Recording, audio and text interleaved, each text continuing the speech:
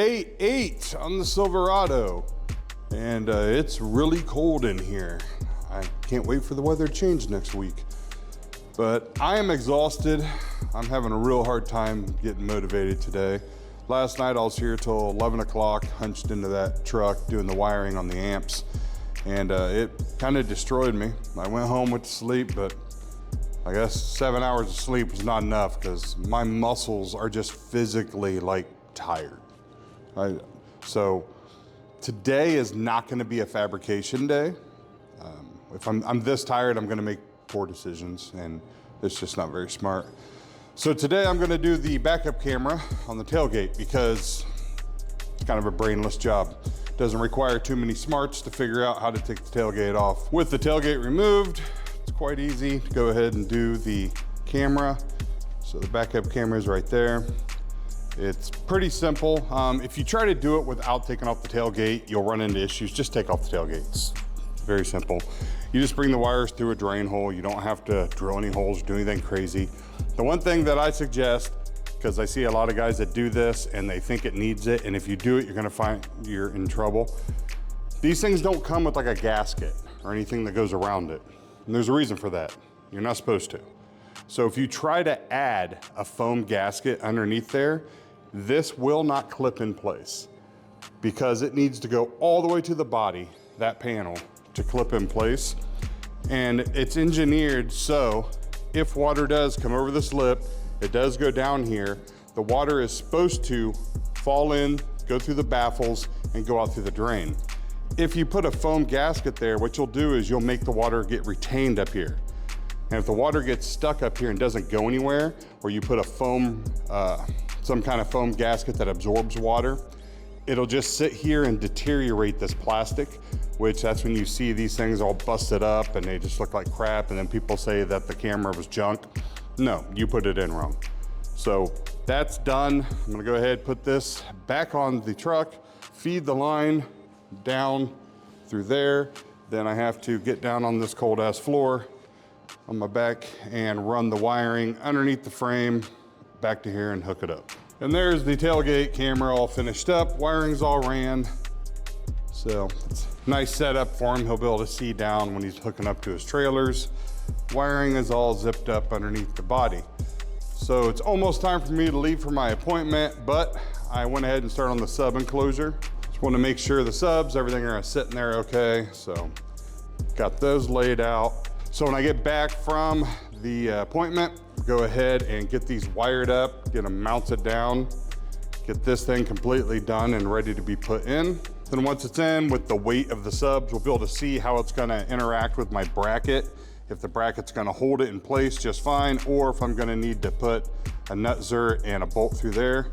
Then we've got our piece up here, that's our test piece to snap over. It's obviously not snapped over.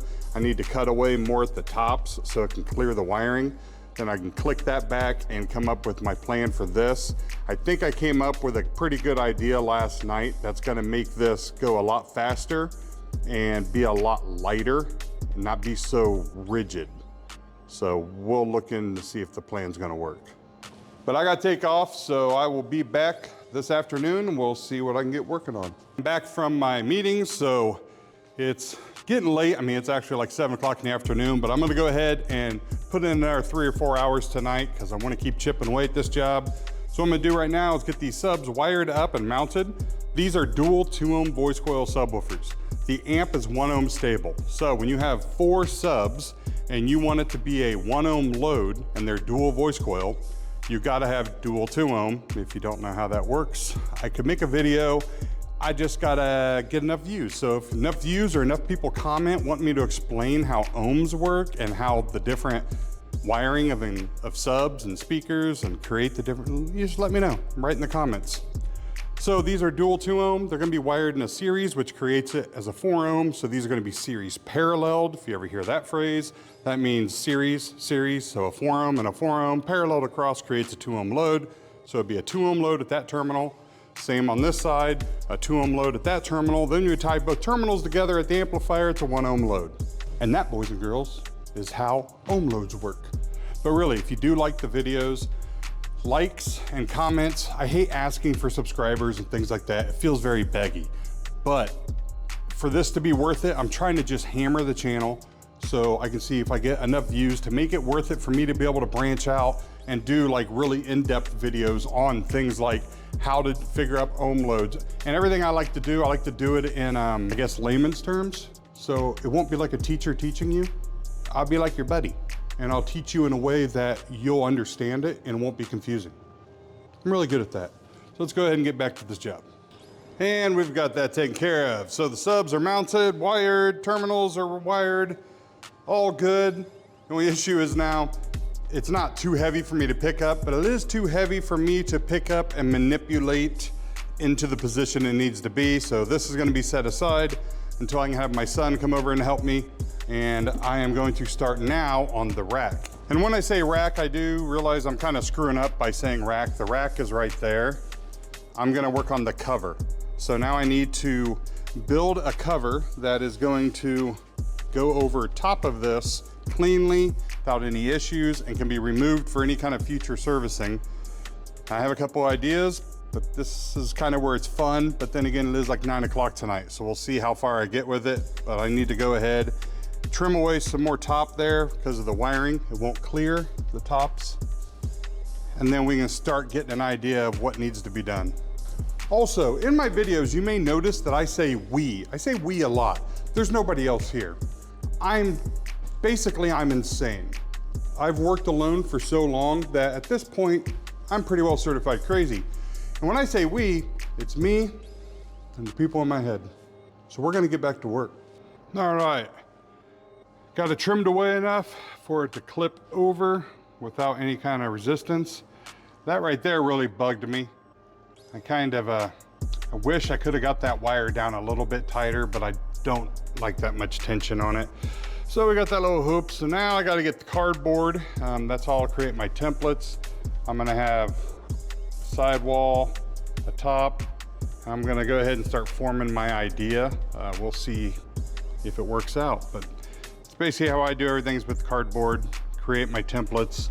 Then once that's done, either I'm gonna do this out of a material that's very cool that I teach in my classes, if I can get it to shape. If I can't, then we'll do it out of MDF, fiberglass, plastic, whatever. All right, so I think we're gonna be done for the night. It's about midnight, but we've got our template here made.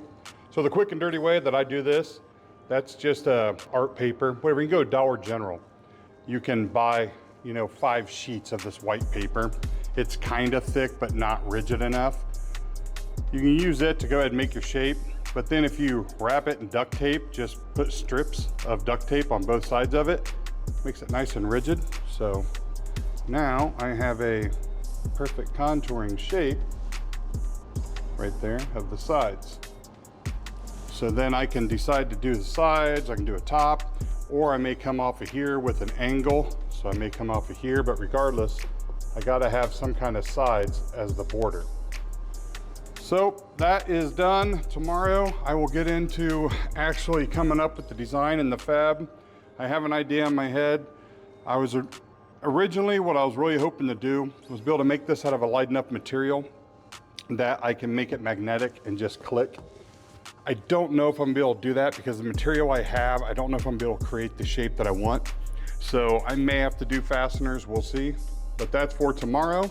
Now I have to try to make this video, edit it down real quick, get it up to YouTube, go home, be back in the morning. Take it easy.